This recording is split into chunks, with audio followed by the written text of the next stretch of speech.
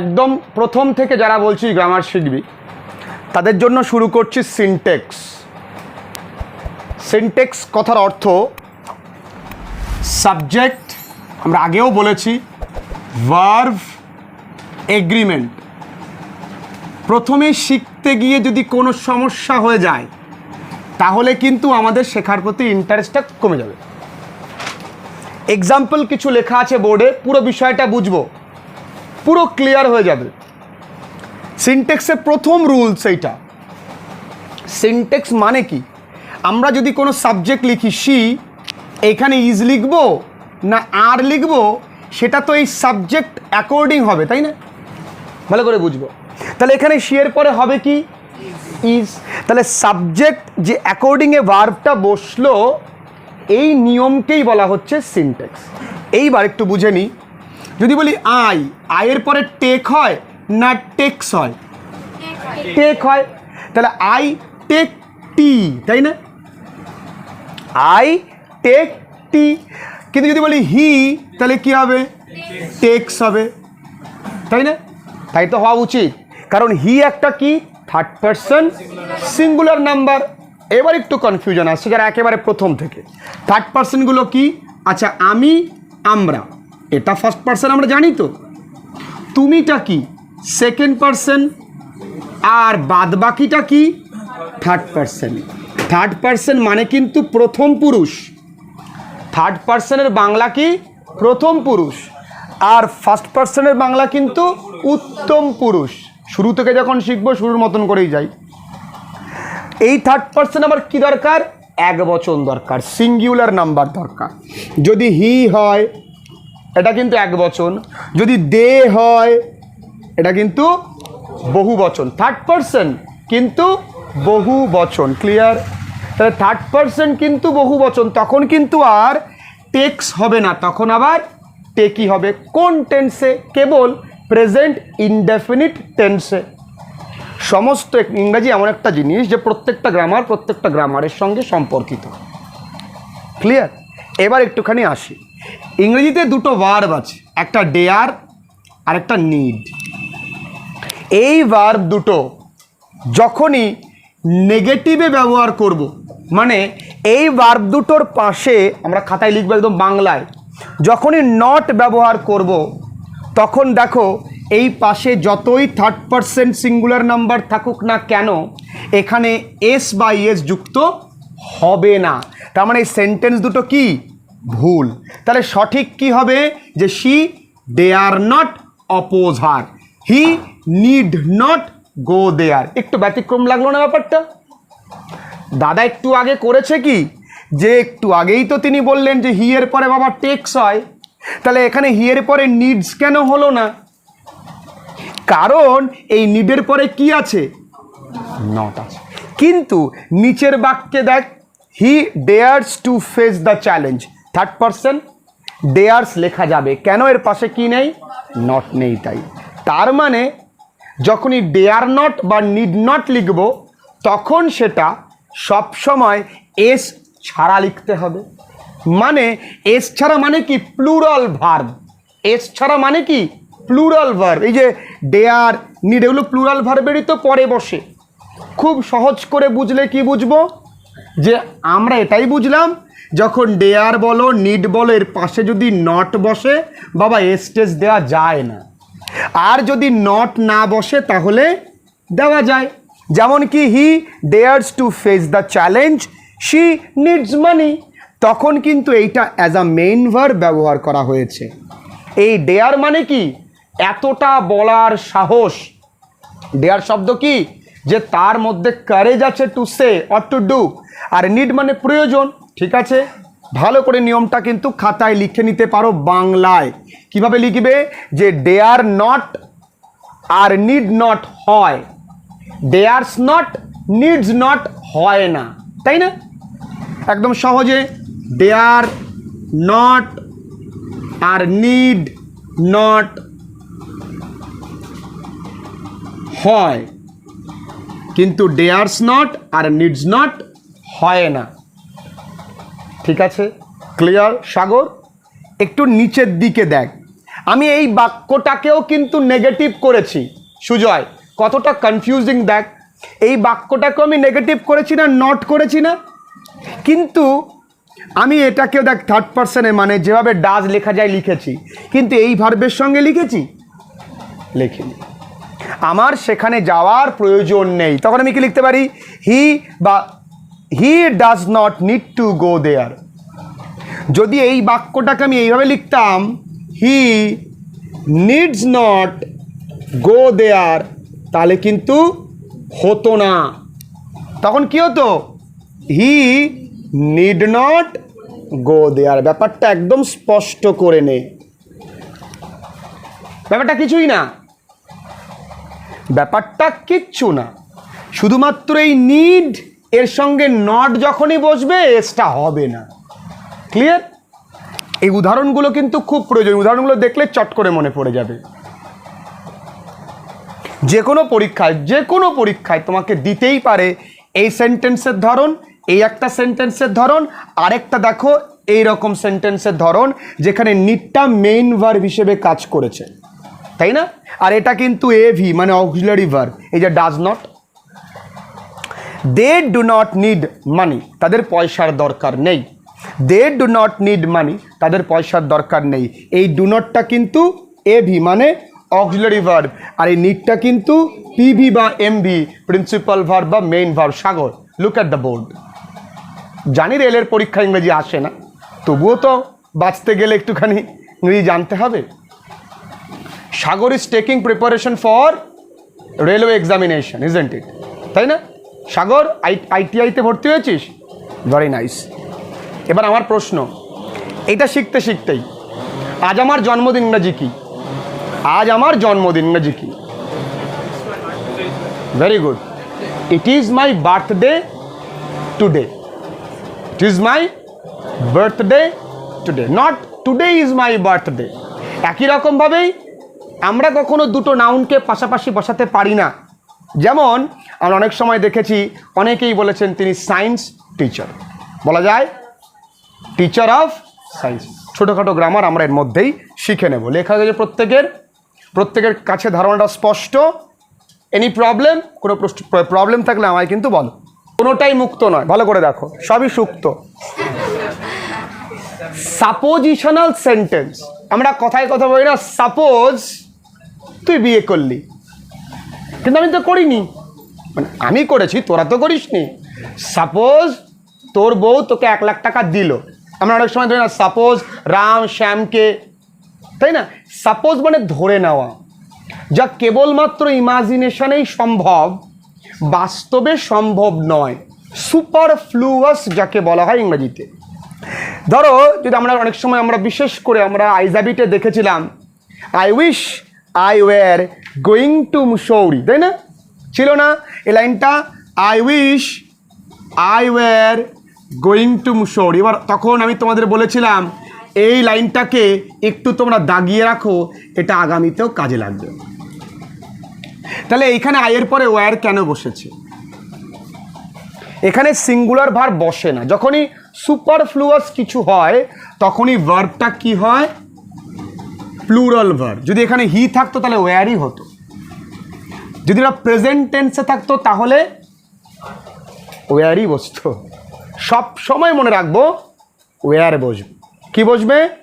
War বসবে, মানে কি প্লুরালে বসবে। ক্লিয়ার? আচ্ছা, যেমন ইফ হি ওয়ার মাই বস, যদি সে আমার বস হতো, সে আমার বস না, he would have suspend me, সে আমাকে বাদ দিয়ে দিত। হি টক্স টু মি, সে আমার সাথে কথা বলে, অ্যাজ ইফ, যেন হি ওয়াজ হবে। এখানে কি ওয়াজ হবে? কি হবে বন্ধুরা? ওয়ার। হি ওয়ার মাই বস। এবার এই সমস্ত বাক্য সাধারণত কি দিয়ে শুরু হয়? ইফ দিয়ে, অ্যাজ ইফ দিয়ে, আই উইশ দিয়ে, সাপোজ দিয়ে। এগুলো সাধারণত সুপারফ্লুয়াস বা তুমি সাপোজিশনাল সেন্টেন্সের ক্ষেত্রে কিন্তু এগুলো দেখতে পারো। এবার আমি যখন শেখাবো তার মধ্যে ব্যতিক্রম থাকবেই। If he comes here I will help him, এটা কি অসম্ভবতা রয়েছে? যদি সে আসে আমি তাকে অসম্ভবত কিছু আছে আনকন্ডিশনাল বা, কিন্তু এখানে এটা এই ধরনের বাক্যকে বলা হয় কন্ডিশনাল সেন্টেন্স। কি বলে বন্ধুরা? যদি সে আসে, এখানে লক্ষ্য করে পরীক্ষায় খুব দেয়, তাহলে দেখো ইফ যুক্ত বাক্যটা প্রেজেন্ট ইনডেফিনিট হলো, কি হলো মানে প্রেজেন্ট টেন্সে হলো, আর পরবর্তী বাক্যটা কি হলো ফিউচার ইনডেফিনিট হলো। লক্ষ্য করে দেখো, সেক্ষেত্রে কিন্তু যেমন টেন্স অনুযায়ী বসা উচিত, মানে এরপরে কিন্তু প্লুরাল ভার্ব বসবে না। প্লুরাল ভার্ব মানে কি, কামস না কাম, কাম, তাহলে এখানে কিন্তু প্লুরাল ভার্ব বসবে না। এখানে যেরকম গ্রামারের রুল তেমনই বসবে, কারণ এটা একটা সুপারফ্লুয়াস সেন্টেন্স নয়, এটা একটা কন্ডিশনাল সেন্টেন্স। দেখতে দুটো এক, দেখতে তো সবাই ছেলে, কেউ নিষ্কর্মা কেউ সকর্মণ্য। তাহলে if he comes here I will help you, একই রকমভাবে if they come here we will teach them. দেটা যেহেতু থার্ড পারসন প্লুরাল, তার জন্য এরপরে হলো কি, তাহলে দুটো দেখতে এক, কিন্তু একটা সুপার সাপোজিশনাল, একটা কন্ডিশনাল। ঠিক আছে, চলো নেক্সট রুলসে যাই আমরা। দেখো দুটো এক্সাম্পল লিখেছি, লং লিভ আওয়ার লিডার। এটা দেখে তাও কোনো রকম সন্দেহ হয় না, কিন্তু সন্দেহটা বা সমস্যাটা এখানে হয়, গড কোন থার্ড পারসন সিঙ্গুলার নাম্বার, তারপরে তো সেভস হওয়ার কথা, তাই না রে? কিন্তু সেভ হলো কেন? আসলে এইগুলো একটা কি ধরনের বাক্য বলো, অপটেটিভ সেন্টেন্স। কোন সেন্টেন্স? অপটেটিভ। আসলে এই বাক্যের মধ্যে মে কথাটি আছে, কি আছে? যদি বাক্যের মধ্যে মে থাকে, মে মানে কি একটা মোডাল ভার্ব। মোডাল ভার্ব মানে কি, ভার্বের কোন ফর্ম হয়?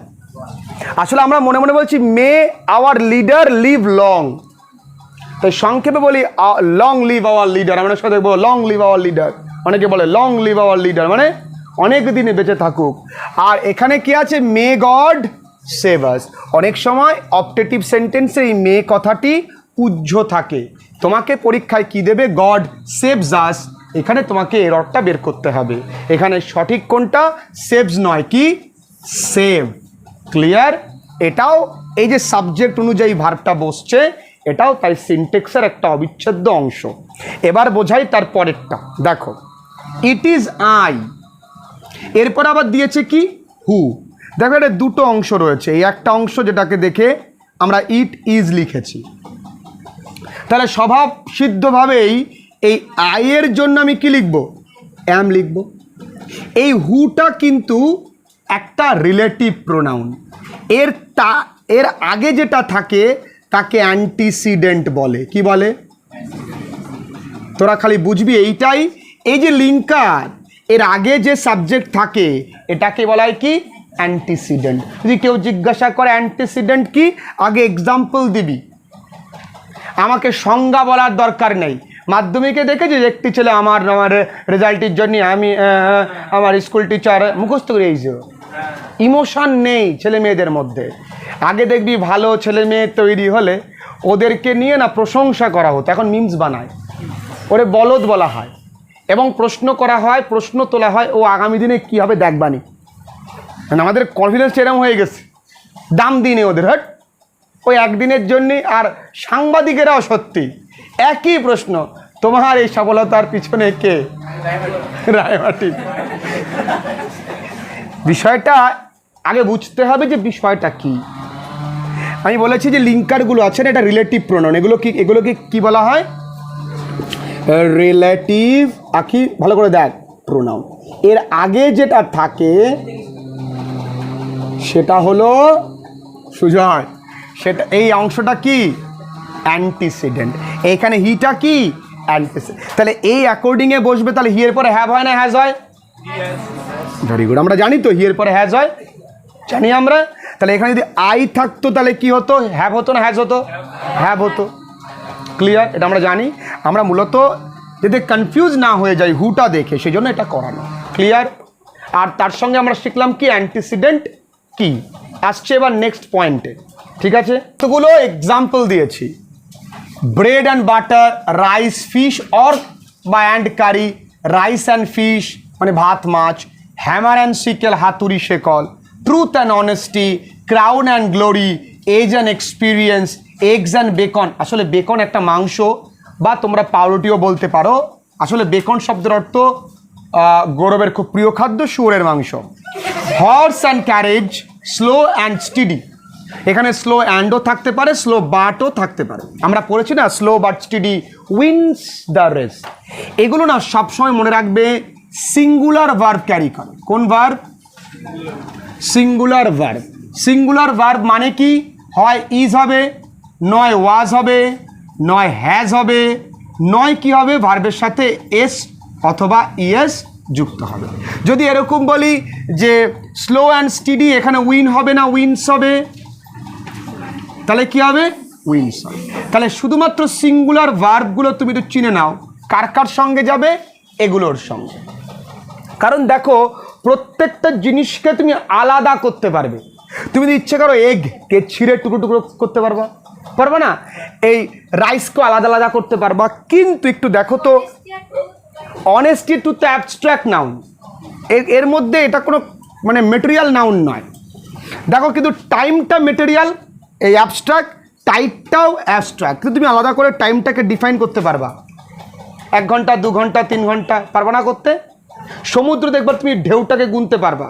তো সেক্ষেত্রে যেহেতু আলাদা করতে পারছো, ফায়ার, তুমি জল আলাদা করতে পারবে না? পারবে তো? তাই জন্য এই ব্যাপারগুলোতে আর আলাদা আলাদা কিছু বোঝার দরকারই নেই। শুধু মনে রাখতে হবে যে এই এতগুলো উদাহরণের মধ্যে যখন এই দুটো জিনিস আমরা একসঙ্গে নিই না, এই ব্রেড এবং বাটারকে আলাদা খাই, একসাথে খাই। অনেকে বলতে পারে তর্ক করে আমি আলাদা খাই। রাইস, মাছ বা তরকারি তুমি কি আলাদা খাও? অনেকে বলে আমি আলাদা খাই, তর্ক ব্যাপার। কিন্তু আমরা তো একসঙ্গেই খাই। এগুলোকে একসঙ্গেই নেওয়া হয় বা একসঙ্গে ধরা হয় বলে এগুলো সিঙ্গুলার। শুধু দুটো ব্যতিক্রম, কি কি? Time and tide, fire and water. এইটুকুনি তুমি মনে রাখবে। কেন? অতটা বোঝাতে গেলে বিষয়গুলো আউট হয়ে যায় মাথা থেকে। ক্লিয়ার? আবারও বলছি, এইগুলো মনে রাখবে সিঙ্গুলার হবে, আর এই দুটো কেবলমাত্র কি ভার্ব হবে? প্লুরাল ভার্ব হবে। যে কোনো পরীক্ষার ক্ষেত্রে, সেটা বলো পিটেট বলো, WBCS বলো, even it will work for UPSC and all kind of government job অ্যাসপিরেন্টদের জন্য প্রত্যেকটা খুব গুরুত্বপূর্ণ। লিখে নাও। দেখো একটু বলি, দেখো প্রত্যেকটা শব্দে কি কথাটি রয়েছে? ইচ। ইচ, দেখো ইচের কত রকম ভাবে ব্যবহার। প্রথম ইচটাকে লক্ষ্য করে দেখো, ইচ এখানে কোনো সাবজেক্ট নেই, মানে কোনো নাউন বা প্রোনাউন দেওয়া নেই। আছে ইচ বয় বা গার্ল আছে। যদি ইচ থাকে সেটা সবসময় মনে রাখবে সিঙ্গুলার হয়। কি হয়? যদি বাক্যে কি থাকে বন্ধুরা? ইচ, তাহলে ভার্বটা কি হয়? সিঙ্গুলার হয়। লক্ষ্য করে দেখো ভার্বটা কি হয়েছে? সিঙ্গুলার। ভার্বটা কি হয়েছে? সিঙ্গুলার। ভার্বটা কি হয়েছে? সিঙ্গুলার। কিন্তু এখানে কি হয়েছে? প্লুরাল। কেন হয়েছে আসছি, এখন লিখিস না, বুঝে নে। তাহলে ইচের পরে বসালাম কি? হ্যাজ। ইচ বয়, আমি কিন্তু বয়েজ লিখিনি। ইচের পরে যে নাউনটা বলবে, এটা একটা গ্রামার, সেই নাউনটা কি হবে? এক বচন হবে। কি হবে? যদি নাউনটা এক বচন হয় তাহলে ভার্বটাও এক বচন হবে। ক্লিয়ার? এবার দেখ, ইচ অফ দি, যখন আমি ইচ অফ দি দেব তখন নাউনটা কি হলো? নাউনটা কি হলো? প্লুরাল, বহু বচন হলো না? কিন্তু সাবজেক্ট ভার্বটা কি হয়েছে? এক বচন। তাহলে পরীক্ষায় তোমার কোনটা দেওয়ার চান্স আছে? এইটা, each of the boys. Each of the boys বা ইচ অফ দি গার্লস বা ইচ অফ দি পিপল, তাহলে হ্যাভ হবে না হ্যাজ হবে? হ্যাজ হবে। Each of the candidates, are হবে না ইজ হবে? ইজ হবে। Each of the girls was হবে না ওয়ার হবে? ইচ মানে কি? প্রত্যেকে, তুমি তুমি তুমি তুমি প্রত্যেকে। তাহলে এই তিনটে তো বুঝতে পারলাম। এইটা কি হলো? দ্য বয়েজ ইচ হ্যাভ হলো কেন? এর মধ্যেও তো ইচ আছে, কারণ এই ইচটা কোথায় নেই? শুরুতে নেই। আসলে এখানে ইচ মানে প্রত্যেককে বলা হচ্ছে, আর ইচ মানে এখানে ইন্ডিভিজুয়াল বলা হচ্ছে। যখন ইচটা নাউনের পরে থাকবে, যখন ইচ কার পরে থাকবে? নাউনের পরে, এখানে সেন্টেন্স ফ্রেমিংটা লক্ষ্য কর, তখন কি হবে? এখানে প্লুরাল ভার্ব হবে। আর তাছাড়া ইচ থাকলে কি হয়, সিঙ্গুলার ভার্ব হয়। কি ভার্ব হয়? আর যদি ইচটা নাউনের পরে থাকে তাহলে সেটা কি হবে, প্লুরাল ভার্ব হবে। জাস্ট এক্সাম্পলগুলো খেয়াল রাখবি, তোর কাছে গ্রামার সোজা হয়ে যাবে, প্রত্যেকের কাছে হবে। আজকে আমরা এই 9টা নিয়মে স্টিক থাকবো, আগামী ক্লাসে আরও 9টা অথবা 10টা করব। তারপরে এর থেকে একটা ছোট্ট শিট দেব, যেগুলো প্র্যাকটিস করলে সমস্ত পরীক্ষায় তোমরা কমন পাবে বা ওই ধরনের পাবে। ঠিক আছে, আজকে ক্লাসটা এই পর্যন্ত। তোমরা যারা আরও এরকম ভিডিওস দেখতে চাও নিচে কমেন্ট করে জানিও। আর ব্যক্তিগতভাবে আমার সঙ্গে যোগাযোগ করতে চাইলে, লাইভ ক্লাসেস করতে চাইলে ডেসক্রিপশন বক্সে পুরো ডিটেল দেওয়া রয়েছে, সেখানে যাও। আর চ্যানেলে যারা নতুন তারা অবশ্যই চ্যানেলটি সাবস্ক্রাইব করো, পাশে থাকো তোমাদের প্রিয় চ্যানেল ফ্রেন্ডলি লার্নিংয়ের।